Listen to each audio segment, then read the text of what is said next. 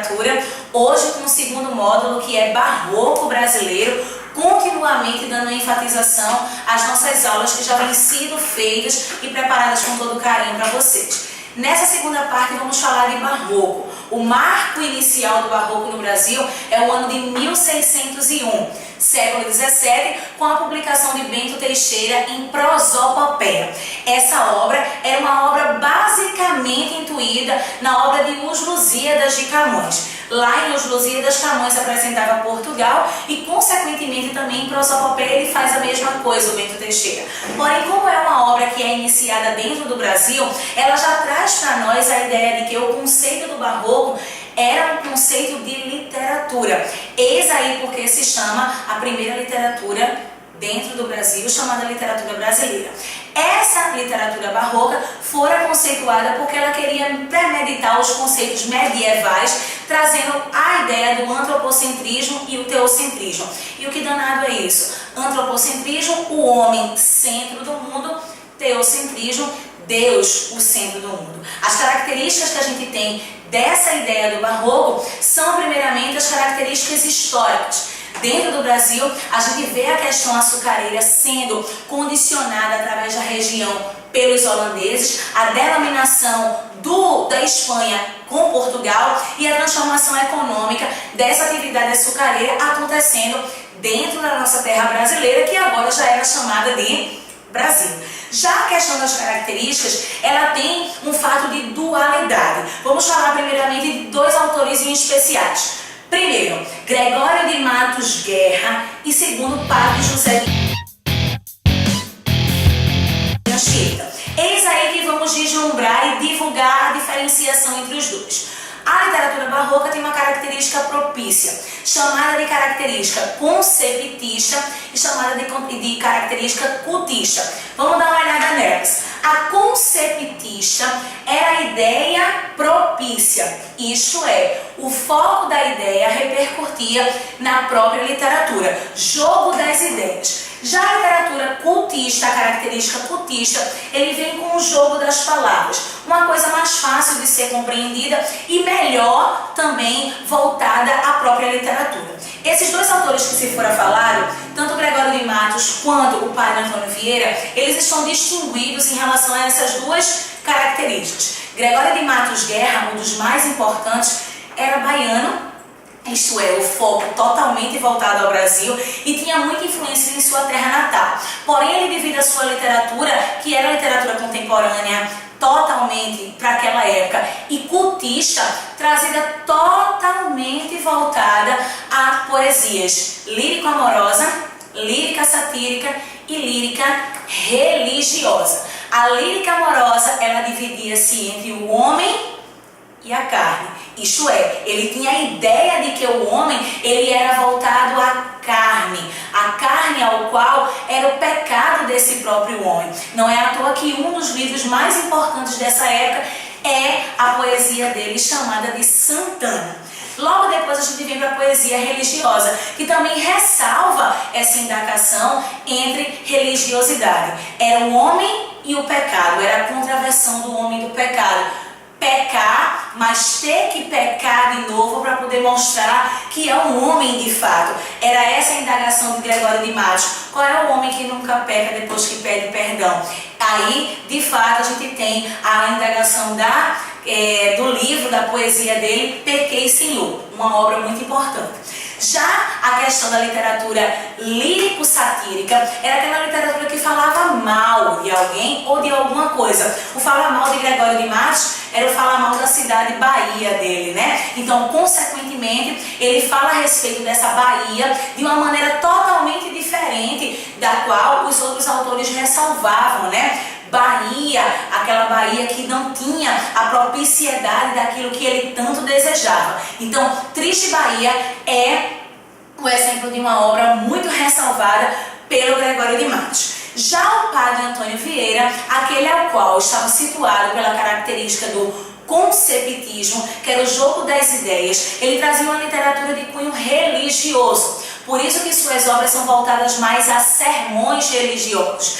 Principalmente, o foco dessa obra é o sermão da 60ª, tá? E o sermão de Santo Antônio aos Peixes, que ele condicionalmente traz na sua vertente literária total dentro do Brasil. Só para ressalvar uma coisa, tá? Gregório de Matos Guerra era altamente brasileiro e Padre José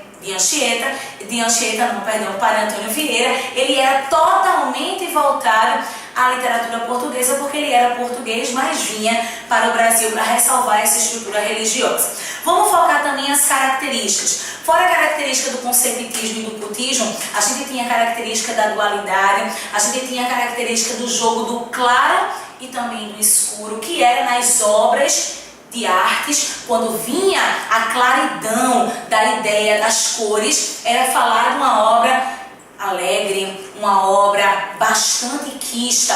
Já quando se tinha obras bem obscuras, bem escurecidas, ela falava da tristeza, da dor do povo daquela época. Então, consequentemente, a gente tem essa versão. Falar a respeito do cristianismo também é um fato bastante importante no Barroco. Outra, rebuscamento. O que danado é isso? O rebuscamento das palavras. O Barroco é um estilo bastante propício de uma linguagem altamente rebuscada, uma linguagem difícil de ser compreendida. É um ponto principal também para a prova de vocês. Uma coisa que a gente tem que combinar bastante é que o Barroco ele tem o seu término final no ano de 1768, ainda século 17, já início do século 18, trazendo para nós a ideia de obras de Cláudio Manuel da Costa já no início do arcadismo. Então a gente fecha com o Barroco nessas ideias propícias. Mas vamos passar para a nossa prática. A nossa prática é a prática mais importante, porque Covalesce é um simulado que a gente faz mediante a prova de vocês, que vocês vão fazer agora em relação à nossa apostila. Seguindo a apostila, a gente tem a primeira prática da primeira questão, que diz o seguinte: escolha a alternativa que completa de forma correta a frase abaixo. A linguagem, tracinho, o paradoxo, tracinho, e o restrito de impressões sensoriais são recursos linguísticos presentes na poesia. Só para fazer uma ressalvazinha, tá? Outra característica bastante importante do Barroco são as figuras de linguagem, em especial paradoxo, que é o contrário, antítese e também a metáfora. Aí a gente tem na letra A: linguagem simples, antítese parnasiana; rebuscada, antítese barroca; objetiva, metáfora e simbolista; subjetiva, verso livre, romântica; ou detalhada, subjetivismo e simbolista. Nós temos aqui uma prática bastante interessante, porque ele aqui não ressalva mais em nenhuma questão o nome Barroco. E qual é a escola que estamos estudando? Barroco brasileiro. Então a letra fica na letra B. Linguagem rebuscada, que quer dizer aquela linguagem difícil.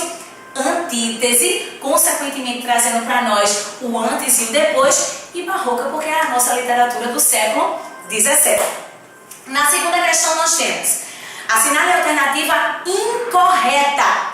Na obra de José de Anchieta encontravam-se poesias que seguem a tradição medieval e textos para teatro com clara intenção catequética. B. A literatura informativa do quinhentismo brasileiro empenha-se em fazer um levantamento da terra, daí se predomina descritiva. A literatura seiscentista reflete um dualismo entre o ser humano dividido entre matéria e espírito e o pecado e o perdão. Letra D. O Barroco apresenta estados de alma expressos através de antítese, paradoxo, interrogações. Ou é o concebitismo característica pela linguagem rebuscada, culta, extravagante, entre o cultismo é marcado pelo jogo de ideias, seguindo um raciocínio lógico e racionalista. Se ele pede no segundo a resposta incorreta, a mais incorreta dessas respostas é a letra E, porque ele fez a ressalva do contrário. Concebitismo, jogo de ideias; consequentemente, cultismo, jogo das palavras. Letra E é a letra correta para vocês marcarem dentro da sua apostila para acertar na sua prova. Terceira questão: com referência ao Barroco, todas as alternativas são corretas, exceto o Barroco estabelece condições entre espírito e carne, alma, corpo, morte e vida. B. O homem centra sua preocupação em seu próprio ser, tendo em mira seu aprimoramento com base na cultura greco-latina. C. O barroco apresenta como característica marcante o espírito de tensão, conflito entre tendências opostas, de um lado o teocentrismo medieval, de outro lado o renascentista antropocentrismo. D. A arte barroca é vinculada à contra-reforma. Ou letra E. O barroco caracteriza-se pela sintaxe obscura, uso de hipérbole e também de metáforas. A gente tem aí, consequentemente, uma letra cuja qual ela é totalmente oposta àquilo que a gente vem estudando. A letra B é a literatura errada, porque a cultura barroca ela não vem de fato agregada à cultura greco-latina, que é a literatura que é após o século XVII, chamada de literatura árcade, que a gente viu que começa com a defasagem do barroco em 1768. Então, letra D, terceiro é letra B de bola. Quarta questão. No Brasil, o barroco foi introduzido como poeta Gregório de Matos, Jerônimo Bahia, Pedro Teixeira, Bento Gonçalves ou Camões. A gente viu que o barroco começa no Brasil em 1601 com a publicação de Prosopopeia de Bento Teixeira. Então, condicionalmente, a letra C é a letra correta. Quinta questão para a gente finalizar essa etapa de segundo módulo do barroco no Brasil, já a etapa de vocês também encerrarem com os estudos de literatura e fazer com que você tire 10 na sua prova. Quinto, a exaltação da forma oculta a linguagem permeada por metáforas, conflito entre o humanismo renascentista e a tentativa de restauração de uma religiosidade medieval são características do classicismo, arcadismo, romantismo, barroco ou condoderismo. Consequentemente, a linguagem rebuscada, repleta de figuras de linguagem, volta à escola totalmente barroca, também chamada de seiscentistas. Gente, boa sorte para vocês. Consequentemente, a nossa prova vai ser filé mignon. Vocês estão aptos a fazerem essa prova. Muita boa sorte e até logo mais. Tchau, tchau.